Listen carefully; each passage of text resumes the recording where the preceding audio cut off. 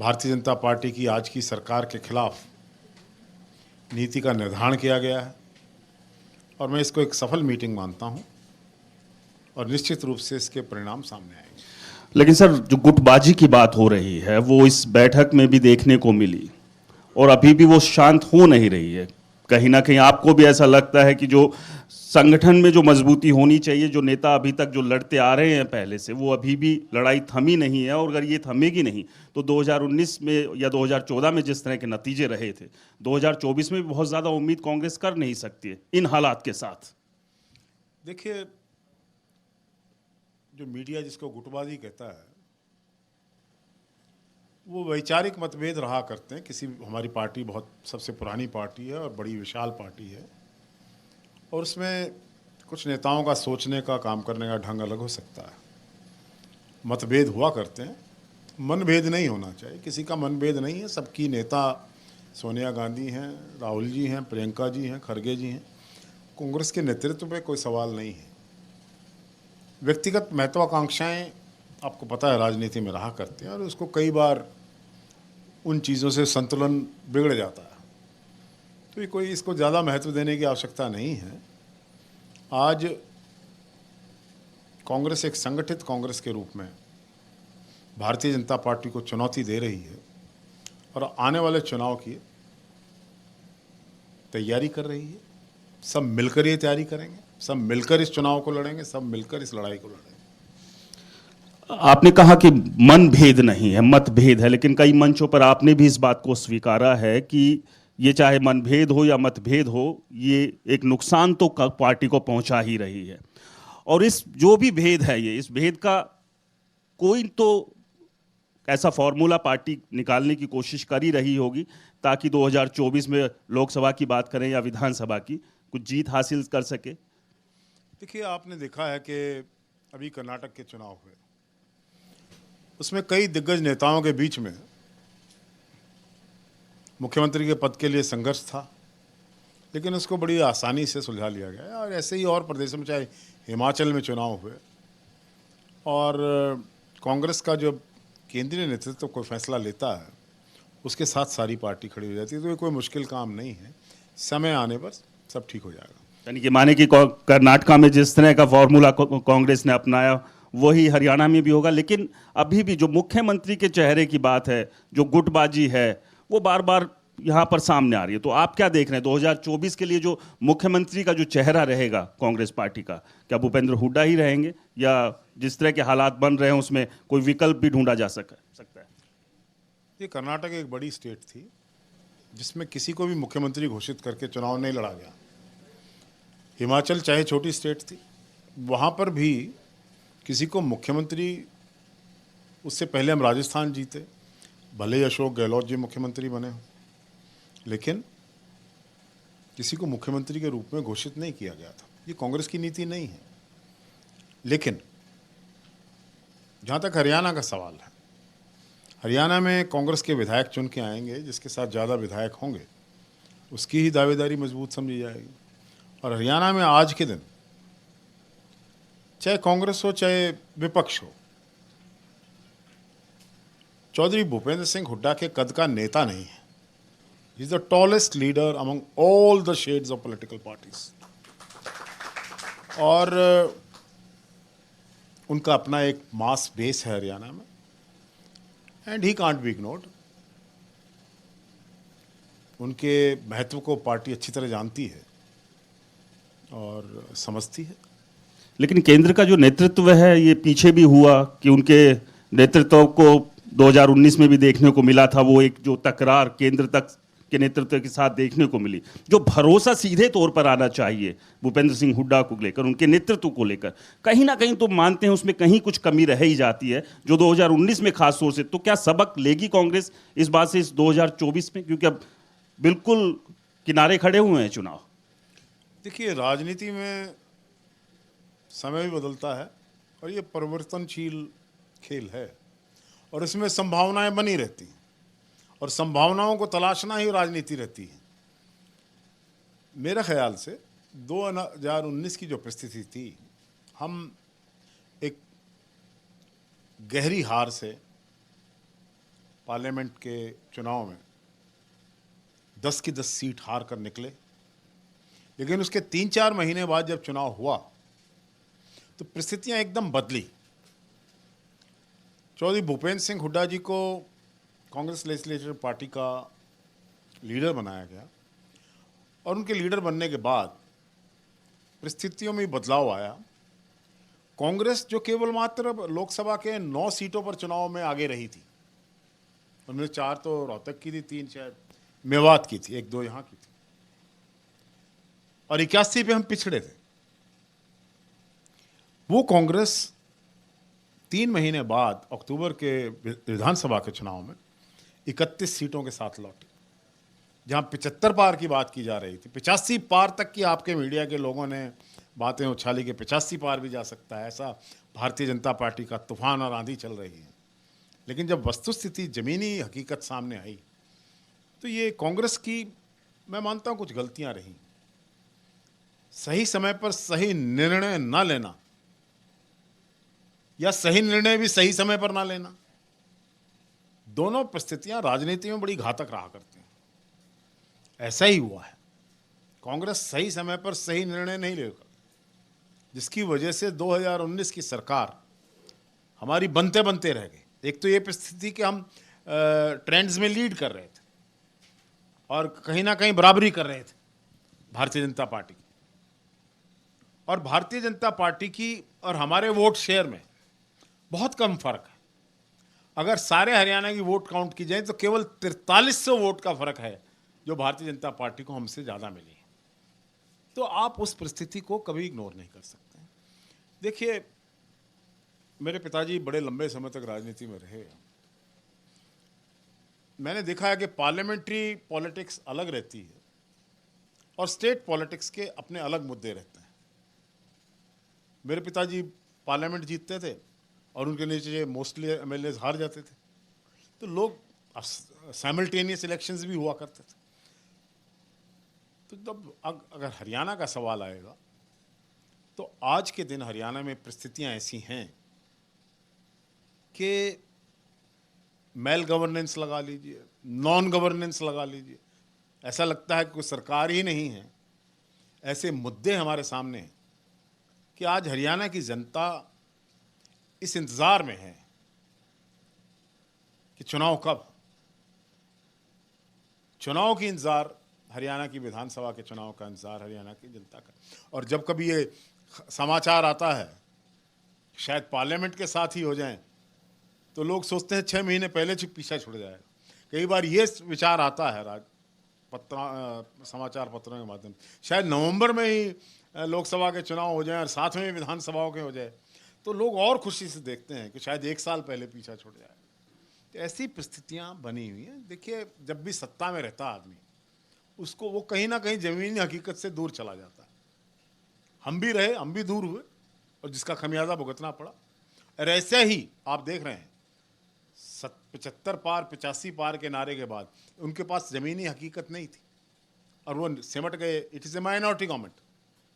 लेकिन एक इम्पैक्ट तो कहीं ना कहीं डाल दिया था, और जो रणनीति, जो स्ट्रैटेजी थी बाकी पार्टीज की, कहीं ना कहीं लगने लगा था कि सच में तो ये 75 पार नहीं जा रहे हैं, कि चलिए ठीक है, बस लड़ लेते हैं, जीत मिलेगी या नहीं मिलेगी। ये ठीक है कि जो कॉन्टेस्ट था कांग्रेस की तरफ से, आई विल नॉट से half hearted, but it was not with the same gusto जिस तरह लड़ना चाहिए था। दूसरे गलत फैसले हुए। मैं किसी के फैसलों पर टिप्पणी नहीं करना चाहता, लेकिन राजनीति में मुझे अपनी बात कहने की स्वतंत्रता है। कहीं ना कहीं जब ये फैसले लिए गए कि कौन कहां से लड़ेगा, उन फैसलों में गलती हुई जिसकी कीमत पार्टी को देनी पड़ी। और आज भारतीय जनता पार्टी की सरकार का बोझ हरियाणा की जनता ढो रही है। इसमें कांग्रेस के अपने निर्णयों की कमी थी। अगर सही निर्णय सही वक्त पर सही लोगों के पक्ष में लिए जाते तो आज ये दिन देखने नहीं पड़ता। 2 सवाल सर। क्या अब पार्टी ये मान रही है कि जो अब आगामी चुनाव है, जो 2019 में गलती की थी कि देर से ही सही माने, लेकिन वो देर की कि भूपेंद्र सिंह हुड्डा का जो नेतृत्व को मानने में, तो क्या 2024 में अब ये तय हो गया है कि नेतृत्व तो हमारा क्लियर है, चेहरा तो क्लियर है, और दूसरी बात, जो गलतियां 2019 में हुई, जो भी वजह रही, आप भी लगातार हर मंच से ये बात स्वीकार करते हैं और एक अच्छी बात है, एक अच्छी राजनीति में और होना भी चाहिए कि अगर हमारी कुछ कमियां हैं हम उन्हें माने, क्योंकि उन्हीं से हमने सीखना है। तो क्या उन कमियों से, उन गलतियों से हम सबक लेकर आगे बढ़े हैं? कांग्रेस पार्टी क्या अब वहां आकर खड़ी हो गई है जिस समय की आप बात कर रहे हैं कि सही समय और सही निर्णय? देखिए, इसका एक बैकग्राउंड है। कांग्रेस की जो पॉलिटिकल फैब्रिक है उसकी एग्जिस्टेंस कहीं ना कहीं इसमें प्रॉब्लम दिखाई देती, क्योंकि हमारा संगठन नहीं, 9 साल से संगठन, organisation is always the vehicle to power.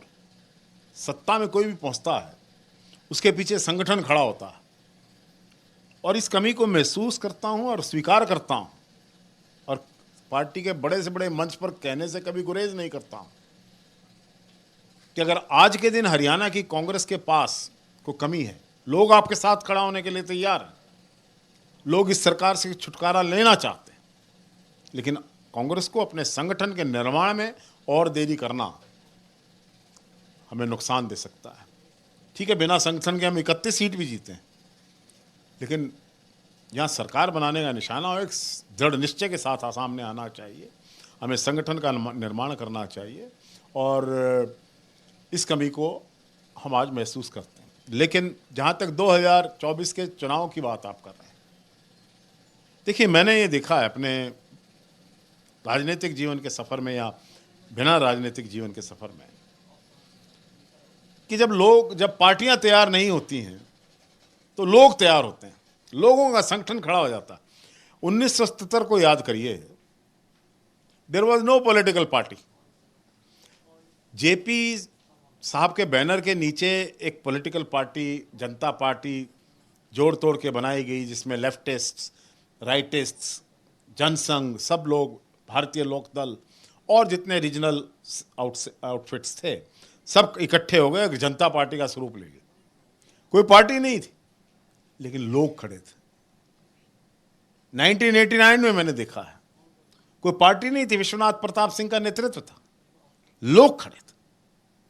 आज भारतीय जनता पार्टी अगर इस भरोसे बैठी है कि कांग्रेस का संगठन नहीं है, तो एक संगठन उनके खिलाफ है, और वो संगठन है लोगों का संगठन, हरियाणा की जनता का संगठन।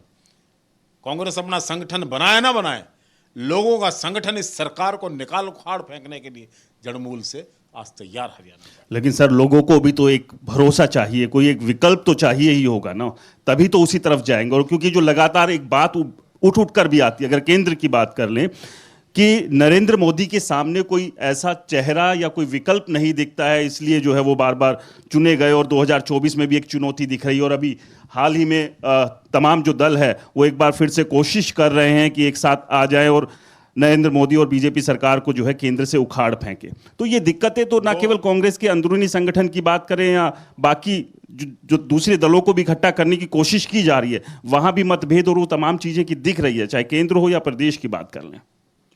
देखिए, दो क्वेश्चंस का आंसर मुझे देना पड़ेगा आपके सवाल। एक तो हरियाणा से, क्योंकि ये मंच सोनीपत का है, हरियाणा में हो रहा है। हरियाणा में आज भारतीय जनता पार्टी के अलावा जो और राजनीतिक दल थे, वो अपनी राजनीतिक जमीन खो चुके हैं, राजनीतिक वैधता खो चुके हैं। मैं किसी को चुनौती नहीं दे रहा हूं, हर एक को अपने दल से प्यार लगता है, मैं किसी की भावनाओं को नहीं, लेकिन आज के दिन इंडियन नेशनल लोकदल, जो एक बड़ा प्रेजेंस थी रीजनल पार्टी, एक प्रादेशिक दल के रूप में इंडियन नेशनल लोकदल की जो यहाँ पर धाक थी, धमक थी, कई बार सरकारें बनी भारतीय जनसंघ के सहयोग से, आज उस पार्टी का एक विधायक, दूसरी पार्टी जिसके सहयोग से, थोड़ा सा माइक अगर आप, दूसरी पार्टी जिसके सहयोग से आज की भारतीय जनता पार्टी की सरकार चल रही है, जो ये गठबंधन है, आज उस जननायक जनता पार्टी, और जिस प्रकार की खबरें आप देख रहे हैं, आपके टेलीविजन के चैनल पर भी खूब दिखाई देती हैं, किस प्रकार का एक सत्ता का संघर्ष, वैचारिक मतभेद, रोज चुनौतियां, एक दूसरे की एग्जिस्टेंस को ललकारने की राजनीति। आज जननायक जनता पार्टी भी अपनी वैधता खोकर, तो एक भारतीय जनता पार्टी के विकल्प के रूप में अपने आप में अगर किसी की पॉलिटिकल एग्जिस्टेंस है तो वो कांग्रेस पार्टी। ये तो हरियाणा के संदर्भ में। इसके बिल्कुल उलट बात आपने पूछी है केंद्र के अंदर। केंद्र के अंदर एक पॉलिटिकल पैटर्न कंट्री में उभर रहा है। आप भी एक वरिष्ठ पत्रकार हैं, मीडिया से संबंधित हैं। देखिए, बंगाल, बिहार, झारखंड, छत्तीसगढ़, मध्य प्रदेश, महाराष्ट्र, राजस्थान, पंजाब, हिमाचल, तेलंगाना, कर्नाटका और आपका आंध्रा, तमिलनाडु और Kerala. Look at these seats. These are 285 seats, जहां पर आज के दिन भारतीय जनता पार्टी, जो भारतीय जनता पार्टी इस शपथ के साथ आगे बढ़ रही थी कि देश में से कांग्रेस का नाम मिटा देंगे, आज उस भारतीय जनता पार्टी का नाम लेने वाला नहीं है दक्षिण में कोई। वहां से दक्षिण भारतीय जनता पार्टी से मुक्त हो चुका है और अब देश की बारी है। मोदी जी हैं, हम उनका आदर करते हैं, लेकिन केवल प्रधानमंत्री के रूप में, क्योंकि प्रधानमंत्री देश का हुआ करता है। वो ठीक है, वो अपने आप को इतना छोटा कर रहे हैं कि वो भारतीय जनता पार्टी के प्रधानमंत्री बने हुए 33% वोट शेयर के प्रधानमंत्री अपने आप को प्रोजेक्ट करना चाहते हैं, लेकिन प्रधानमंत्री के रूप में वो देश के प्रधानमंत्री। जब अमेरिका में जाकर उनका स्वागत होता है तो भारत के प्रधानमंत्री का होता है। आप भी जाएंगे ना, जगवीर सिंह मलिक जी अगर अमेरिका भारत के प्रधानमंत्री के रूप में जाएंगे, इनका भी उसी तरह स्वागत होगा। विश्व के सबसे बड़े जनतंत्र के प्रधानमंत्री आए, लेकिन एक वक्त था, आज ढोल नगाड़े पीटे जा रहे हैं, मोदी जी बड़ी सफल यात्रा करके आए, हम उनका स्वागत करते हैं। लेकिन पंडित नेहरू 1948 में अमेरिका गए। भारत एक गरीब देश, अभी अभी आजादी मिली थी। इस बात पर भी संशय था कि यहां लोकतंत्र रहेगा कि नहीं रहेगा। 565 राजाओं का देश, ये एक देश बन भी पाएगा कि नहीं बन पाएगा। इतनी विभिन्नताएं, विषमताएं, डाइवर्सिटी का देश, उसके प्रधानमंत्री पंडित नेहरू जब 1948 में अमेरिका गए थे तो ट्रूमैन उनको एयरपोर्ट पर लेने आया था। यहां तो किसी ने नगाड़े नहीं बजाए। 1961 में पंडित नेहरू जॉन फिट्जजेरल्ड कैनेडी के समय में दूसरी बार अमेरिका गए थे। जॉन फिट्जजेरल्ड कैनेडी हर एक प्रोटोकॉल को तोड़कर पंडित नेहरू को एयरपोर्ट पर रिसीव करने आए थे। यहां तो किसी ने नगाड़े नहीं बजाए। आप बात करो, अपने प्रधानमंत्री की बात करो, लेकिन जब देश का प्रधानमंत्री अमेरिका में जाता है तो भारत के प्रधानमंत्री की बात। लेकिन बीजेपी ये भी तो आरोप लगाती है ना सर कि राहुल गांधी जब विदेशों में जाते हैं तो अपने देश के प्रधानमंत्री के बारे में इस तरह के शब्दों की बात करते हैं या बात रखते हैं इस तरह के, जो कि अपमान करती है। तो क्यों ना फिर वो अपने प्रधानमंत्री हो या बीजेपी के सुप्रीम लीडर हो, उनकी बातों को जो है, उनकी प्रशंसा को वो क्यों ना करें। देखिए, राहुल गांधी जी ने कौन सी ऐसी बात करी है जिसको आप समझते हैं भारत का अपमान हुआ है? केवल मात्र भारतीय जनता पार्टी के नेता कह रहे हैं इसलिए? अमेरिका के 75 सांसदों ने लिखित मेमोरेंडम दिया है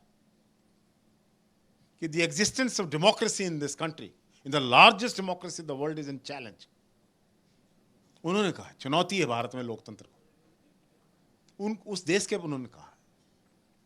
लेकिन देश के लोग तो बीजेपी और प्रधानमंत्री नरेंद्र मोदी को ही चुन रहे हैं लगातार। दूसरी बार और तीसरी बार की तैयारी और दावे जो है बीजेपी कर रही है कि इस बार जो है तीसरी बार बाकी रिकॉर्ड तोड़कर भी वो आगे बढ़ेंगे। खैर, अब एक वो सवाल जो अभी सब तमाम जो दल इकट्ठा हुए थे, क्या लगता है सर कि 2024 को लेकर हरियाणा पर भी आएंगे? क्योंकि हरियाणा की तैयारी भी लोकसभा को लेकर और विधानसभा को लेकर कांग्रेस जिस तरह से कर रही है मंथन और चिंतन, तो क्या ये जो तमाम दल अब इकट्ठा हो रहे हैं, लगता है कि इकट्ठा हो पाएंगे? क्योंकि जो बैठक हुई उसमें एक विरोध तो दिख ही रहा था, तो कहीं ना कहीं जो एक बड़ी चुनौती तो अभी भी खड़ी हुई है ना, कि जो विरोधाभास है वो कहीं भी वो है। देखिए, मैं देश के लोकतंत्र को एक गंभीर चुनौती इस बात से भी मानता हूं कि जिस देश के, और खासकर हमारे जैसे देश के, विभिन्नताओं वाले देश के अंदर जो विपक्ष है, अगर वो एकजुट या कमजोर दिखाई दे तो ये कोई लोकतंत्र के लिए अच्छी बात नहीं है, हानिकारक। इसलिए कि विपक्ष को कुचलने की कोशिश की जा रही है। भारतीय जनता पार्टी का सबसे बड़ा सैनिक जनरल, उनका जो सबसे बड़ा फेस है वो है एनफोर्समेंट डायरेक्टरेट, सीबीआई और ऐसी संस्थाएं। क्या एक भी मुकदमा, एक नाम लेने के लिए भी ईडी का, सीबीआई का किसी ऐसे व्यक्ति पर बना जिसका भारतीय जनता पार्टी से संबंध हो? या ये भारतीय जनता पार्टी केवल मात्र ईमानदारों की पार्टी?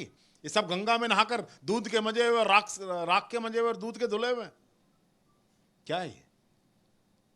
सिर्फ इस्तेमाल किया जा रहा है केंद्रीय एजेंसियों का विपक्ष को दबाने के लिए। तो उसका मुकाबला करने के लिए लोग इकट्ठे हुए हैं।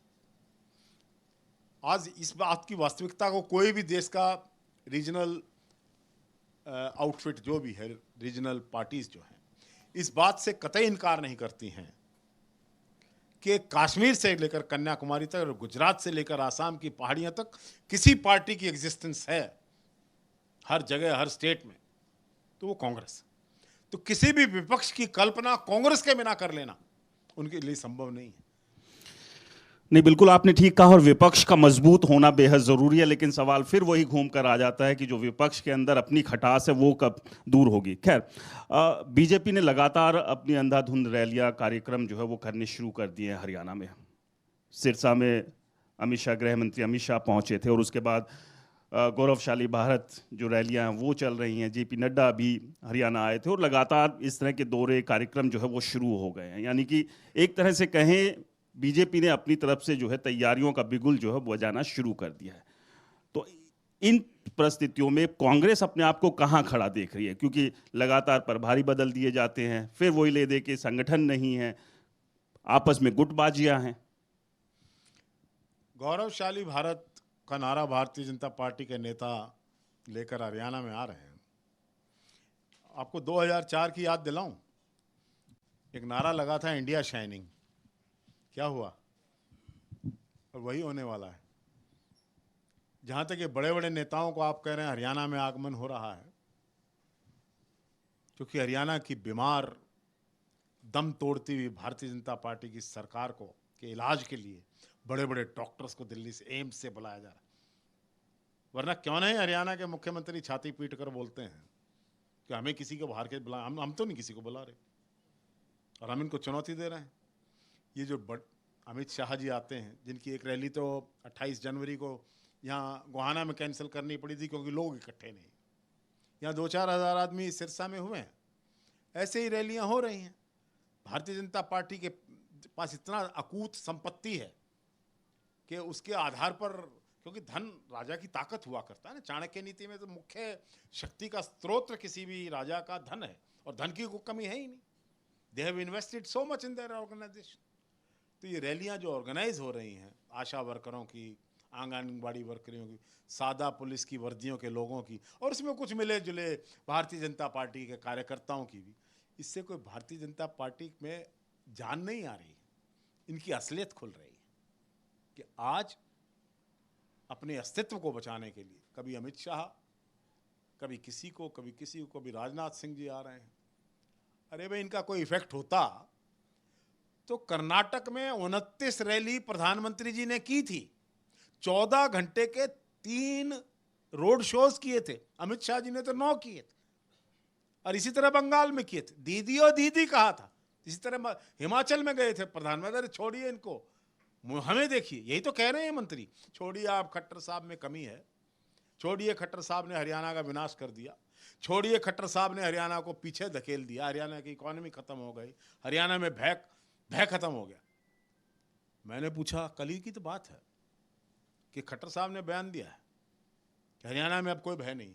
मैं कहा बिल्कुल नहीं है, यहाँ पर अपराधियों को भय नहीं है, यहाँ पर भ्रष्टाचारियों को भय नहीं है, यहाँ पर सरकार का किसी को भय नहीं है। समय का अभाव है सर, एक आखिरी सवाल, क्योंकि हम सोनीपत में हैं, सोनीपत मंच जो है वो चल रहा है, तो सोनीपत का जिक्र और बात भी होनी जरूरी है। इन 9 साल में सोनीपत को कहां देखते हैं आप? देखिए, सोनीपत की इंपॉर्टेंस क्या है कि it abuts Delhi on the borders. इसकी इंपॉर्टेंस को देखते हुए हमारी तत्कालीन भूपेंद्र सिंह हुड्डा जी के नेतृत्व की सरकार ने 2005 में इस संकल्प के साथ आगे बढ़ी कि ये इलाका जो दिल्ली के इस तरफ का है, इस इलाके को डेवलप किया जाए, इसको आगे लाया जाए। यहाँ पर मेडिकल कॉलेजेस बने, राजीव गांधी एजुकेशन सिटी में 15 यूनिवर्सिटीज़ हैं, डी क्रस्ट बना और डेवलपमेंट के कई एजेंडाज और उसके साथ हम आगे बढ़े। यहाँ पर किलौड़द में IIT आनी थी, वो शायद प्रोजेक्ट शेल्व कर दिया आज की सरकार ने। यहाँ पर रेलवे कोच फैक्ट्री आनी थी, वो पता नहीं कहाँ चली गई, वो वर्कशॉप में बदल कर पहुँच गई। तो इस सोनीपत की जो मल्टीपल डेवलपमेंट के जो स्कीम्स थी, उसको भारतीय जनता पार्टी की आज की सरकार गति नहीं दे पाई और ये वहीं रुक गया। वहीं रुक गया का मतलब, कानपुर में मेडिकल कॉलेज बना, कानपुर में गर्ल्स यूनिवर्सिटी बनी, 7,000 गर्ल्स हैं उसमें। मेडिकल कॉलेज में कोई फैकल्टी नहीं है, it has become a referral college. होना क्या चाहिए था? होना ही चाहिए था कि मेडिकल कॉलेज का जो बेस मिला था उसकी डेवलपमेंट आगे लेकर चलनी चाहिए। हरियाणा के अंदर, सोनीपत जिले के अंदर 7 कॉलेजेस की घोषणा मुख्यमंत्री जी ने की है। 2 साल तक तो वो घोषणा रही। वो कॉलेज कहाँ है? कहाँ है वो कॉलेजेस? ये एक रिपोर्ट दिखा रहा हूं मैं। No permanent campus for 48 colleges. This is reply in RTI by the government of Haryana. 3 college तो मंदिरों में चल रहे हैं, 4 कॉलेज ऐसे में जिनके स्टूडेंट्स की संख्या 17 है। 17 कॉलेज, फैकल्टी नहीं है, यूनिवर्सिटीज में फैकल्टीज नहीं है, रोड का इंफ्रास्ट्रक्चर नहीं। बात की गई थी कि मेट्रो आएगी सोनीपत तक, आ गई? कहां तक आ गई? बात RRTS की गई थी, रैपिड रोड ट्रांजिट सिस्टम बनेगा सोनीपत से और करनाल से लेकर दिल्ली तक आ गया। वो कहाँ है? देखिए, जहां भी हमारे मुख्यमंत्री जी जाते हैं वहाँ बड़ी बड़ी छोड़ कर आते हैं और उस पर कहीं अमल दिखाई नहीं देता। चलिए सर, समय का अभाव है, बहुत सारे और भी सवाल जहन में थे, लेकिन समय की पाबंदी होने की वजह से बहुत बहुत शुक्रिया, आपने तमाम सवालों का जवाब दिया और तमाम बात जो है आपने हमारे इस मंच से रखी। फिलहाल सोनीपत मंच में वक्त है एक ब्रेक के बाद भी लगातार हमारे सभी तमाम जो सत्र हैं वो जारी रहेंगे। एसोसिएट स्पॉन्सर रमी का